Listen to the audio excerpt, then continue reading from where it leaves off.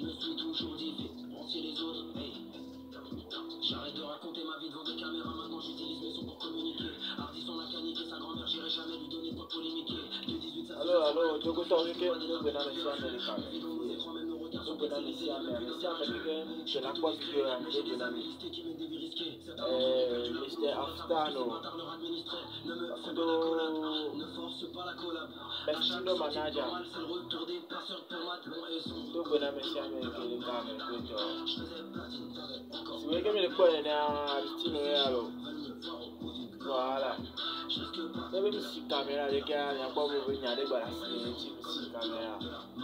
Donc, il n'y a pas de vidéo à casser le fin quoi. Tu vois, mais si il y a quelqu'un qui n'a pas de vidéo à. Il n'y a pas de vidéo à garder pas quoi. Mais ça, il est la signé, nous sommes en ami quoi. Nous sommes en ami quoi. Voilà. Si t'as toujours pas compris la super chérie, t'es pas lucide. Demande à Abouta, les chiffres montent aussi quand on parle du stream. Voilà, dans le go. Vous êtes fan, mec, vous attendez la lumière pour revenir au courant. Donc, voilà, monsieur, avec les caméras. Donc, voilà, dans le comédien, donc, bientôt, artiste, donc, artiste, quelqu'un. Donc, voilà, monsieur, avec les caméras. Et vous l'avez dit, force, maintenant, quand il y a dans le quand il y a c'est Saint-Lô. Courage, les noms, merci, quand on force, quoi. Et bien, on rend. Et quand on doit payer, on a un fond d'or qui a mis quoi, les jours, mes amis. Comme les types bien une corée qui m'a les doigts payants parce que les watchants, on veut les bien le routine, mais il y a des matchs qui sont et puis quand on y comme si à deux. Voilà. Les petits amis, si la caméra qui vient, ne me pas une amie qui vient, me pas mal, la pas voler. Regardez, variété, tchamba fa quoi. Voilà. Il y a cette vidéo à bien partager, vidéo s'il vous plaît quoi, s'il vous plaît quoi. C'est bien, on a partagé la vidéo à côté, on est à bon quoi, on est point quoi. Parce que dans mon pas beau, dans mon point de début, on est timbé à. Moi, ma point c'est où les timbé, par quoi si vous voulez, quand tu pour nous. Vidéo à Kemlo, spécialement, nous, vidéo à Amegan, Mr. Tizi.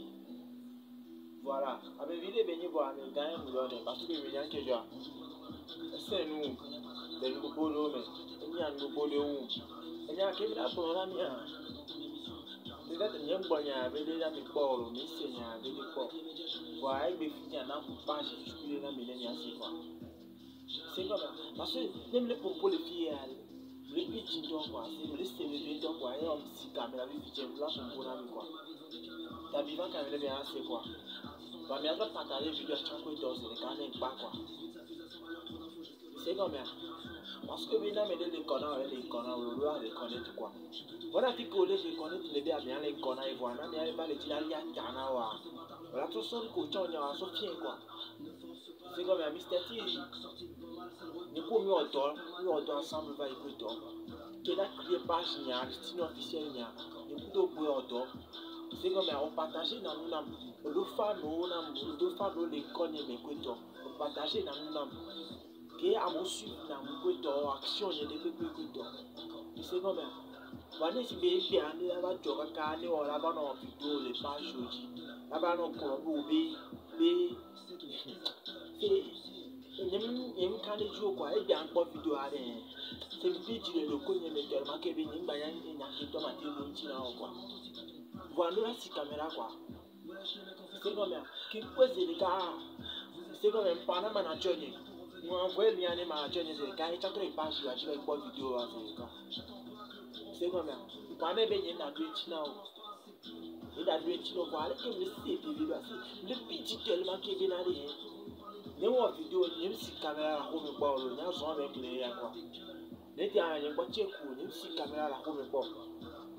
Voilà qui me c'est vidéo aller qui me pitch doit aller. Doit si caméra quoi. Ne m'a pas eu quoi parce que n'aime pas il n'est pas allé. Et là pour quoi ma tête dans quoi. Voilà il pas eu aller là tête dans quoi. C'est comme ça. Voilà les qui t'a pas pour nous doit aller comme nana nous doit aller. Et nous mo qui ko quoi nous qui nana nous aller nous nyami ici.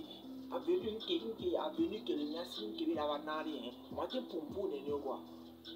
C'est comme ça. ameviwa me ya kole kuna le nuke bi ona nyo ameviwa onde na nya e wonde na ma se bi de tant que même le gros me le di abonné les pages ni ko to ara ameviwa e wonde na ma amenye omule nya nuru bole gbo video acha me bu baby be nya mo video pa be musu e no musu ye onye no su no are ndi no awa e su de abe unya na moro nya ta bokko kwa utre su no akikwa nye mi so tu ile mi kuno akike kwa no abe to me kwa ebe ko to me kwa o se ma o to jesi nwere lo o se mi anya mo ko lo fifi jana on to funa nya nwere le ita tina nya ma ti kwa me bi mi akoro ko me no ko to se ka o to ko me bo ma no ko me o se mi a ko ti a bi lo best de réseau jero no anu ko le wa o to funa nya nwere nya mu ita jana funa ta gbondoro se ko mi e ko le pa no kwa se o na bi exam ya nke yen do we ma wa e mu le wo kwa ba so ni mu e jan po kwa ni si camera les gens me po wa mi si camera me pa ino bi fi kwa ni tro si ba tro ko to me no yen le be na de he ni ba tro video an to pe ba de de ba ja ji ba tro po ke ari he ni ke mi nya ma di so fi o kwa mpa ga ya mpa ga yo ni ko mi no ju ni on gbogbo ro wa ni ko yo me méchanceté ari ma di so fi o kwa voilà yeah leke tutu mi le kpo ame do leke tutu mi le kpo mi aloko leke mi kpo na mi aloko do le so bizarre le pied mala leke tutu mi kpo na mi aloko parce que bene mi le kame ne mi le kpo comédien mi ata mi le ron ne mi le pide nya be bo mi le odo mi le pide mi le kpo kwa afike mi la to la timi afike mi la to la pele mi abi nko la didimi ko su be public an ba kpo mi o ngba se mi ata mi ba se le to la di de pe ko e ko mi le di c'est militaire bientôt il y a le coton et pour nous dire quoi bon donc année les lumières qui quand toi il a des buzz que million quoi il a pas combien on il a wando quoi c'est comme et n'en croit na Dieu n'en croit na God ni donc il parle na la femme yo que me la de hein nous quand les que bila no nous croit Dieu quoi c'est quoi parce que nous croit Dieu nous quand les ma ou dia de un quand les que peut doit de Dieu ya gbe to pa nkan ni le wa wa kudo o mi le ku egbo o fo mi si agbo le business so gbe le gbo ko to mi le ku egbo wa le pa nkan we are o kudo ma we lo nya kwa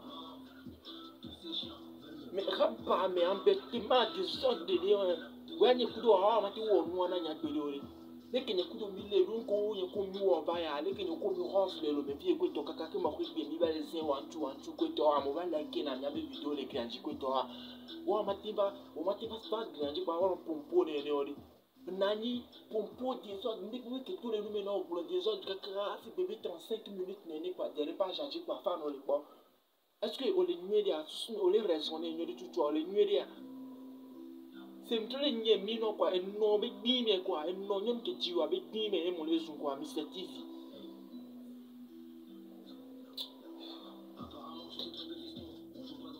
chale benale ne me le pompo le fiare mais à quoi c'est trop l'oignon bon donc tu me le pompo le fille c'est comme ça c'est moi qui me le pagne le fille dans le auto tu on comme une année le gosse mais quand mi rose quand et fille non il y a des une année le fille ici caméra le pompo non bien trois pour na assez na que le diji na malo non il y a la pompo ni na do c'est ni que go na wo c'est le gars même pas c'est le gars pistolet et aka cancel ko to na trop la bota c'est le gars na ba kaka na ba ko c'est le gars on to d'ici ni que mato wa que mo so so le plevi ne wa c'est comme mi da si pas parce que mi le réseau du quoi ne mi enfant quoi ya no abo bo mi ameni pour les raisons ni le bio quoi est-ce que le numérique ma wo la vidéo alo le ko alo ba yo no jide mais mi le samba mi no samba avec cerveau c'est que me pas na voilà on a tout ça vidéo on a tout partager quoi ko vidéo o ayo der pa ja ti fam ko ku ya on tout partager na le boss me écoute on a tout vidéo ni ya on est seigneur quoi voilà mo poto le ji ko ya ni da si po best que mi le wa ne mi ado ko kwa para be ni ke be la tinna ma apa me ni mi no kwa so ni mi frère parce que j'en curé no be to me voilà ni ana ki ki mi de tourner mi pom ya no vile le jira yin ko vile pa le ke mi la kala titi la ke ko de mi tina kwa Encore imiter les comme ça, ni soit au moins, ni soit un clip, ni soit quoi, tu partager. Amener le port à l'épage à Dinao. Bon, il y a un vigno, il y a un top, et vigno, on doit publier à non, en deux champs. Vous amenez le port à vidéo, au poster à la radio. N'est le pour à qui m'a posé le dos. Comme nous, on a là. Parce que même les poids, vous avez eu un cas de jour. Même les poids, vous avez eu moins de jour, mais un peu moins de jour. Il y a un temps pour jour, il faut que vous le rond et à des miens, il y a un ton de jour. C'est comme un boîteau à côté, à pas, mais quoi, ma femme, t'es qui ne tenait pas ma désorption ou quoi. Là, il y a bobé, nous laisser, et nous les, à mettre un pont, nous pont, à bon, à bien des pétons moulot. À mener, nous les dons, nous pont, à oreille, au dogo, nous pont, nous les avec bon, à la nous les, matin pour bien des pétons moulot. Rabat, mais comme il y a mis tout pino, quoi. Voilà. La seule vidéo à la partager, il y a la partager vidéo à Nanya. Non partager vidéo à Wakane, toi, mais là, il y a les filles. Voilà. Bien. Nyanya retino wa ma de to nya wa na nya bere bere kwa se nya ke benya nya para mi le fiolo parce que presque à me ça nya ke benyo pa kwa se o po video nya bi ko mi ça le commentaire ke o po video avec kan chikin nya ga ga da haba mi no kwa haba mi ko te kwa haba mi no nye mi no onya ncha video e mi le pied le ko le po mo do le ti yo le po mi tu me vois comme le petit yo le po mi le pied le ko j'ai plutôt aimé les filles, et puis la signée. Hein? Pour me la signer, j'aime le pas pour me les filles, alors le servez le coup.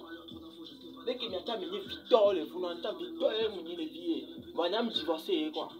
Le vivre, les que trop, hein. Et toi, le vivre, life, quoi, les que.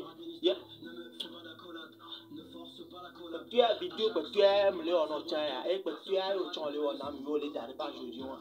Mais il va pas vidéo bébé. Ouais, que fait les mains, il va au-dessus, ma mec, qui m'a volé des autres. Va m'avoir quoi, on se voit, mais à deux quoi. Va me trouver le nom avec bien, mais qui comme le mien, mi avec pour mi pas quoi. N'y a quelqu'un qui a donné mais non. Les tu vas voir vidéo à donner encore. La que vient mon le rond, les tu n'as pas signé. Le rond, les métiers. Son portable, mais on a vidéo. Piqué les grands. On va aller dans ouais, Nanya, parce que il y a pas de autant de femmes à me faire des vidéos que nous avons vidéo là, on va suivre les couteaux. On va aller Nanya alors. Ouais, Nanya. Il y a deux gros quoi. Vidéo à moi. Eh, me le vidéo à dire, me le tout bien ton game. Eh, Bestino manager. Befenye Lustino. Mr. Oftano. Bon. Vidéo à mes points à mes points à mes quoi, vidéo quoi. Voilà, mes vidéo à me la partager là s'il vous plaît. Voilà, scanner boy le pays. Et au cas de Dieu hein, que me dia kala to tutuma, que moi kala ba ou me dia kala to tutuma. Mpoko pour son tini ya kaba iko to vidéo les bonnes. Vidéo les bonnes les filles, merci ordinateur les filles, matin pour non à me ça mais quoi les filles enfin. C'est même avant nyanya mule ne le ki o le baba nyanya mule ne no. C'est bien. Il y a claté le tu me fies un peu pour vidéo que bon ko le tu me fies ka ba. Vidéo les bonnes filles quoi. Ba so be nyem le ko voir. Nyam no na snap pa ina me ko pona a me action quoi. C'est mais qui va de scanner à toi un qui tient bon. Pour bon nam quoi. Voilà moi qui m'a mou quoi. Oh qui c'est mou derrière quoi. Voilà. Faire la suite. Partager vidéo à Aristine officiel.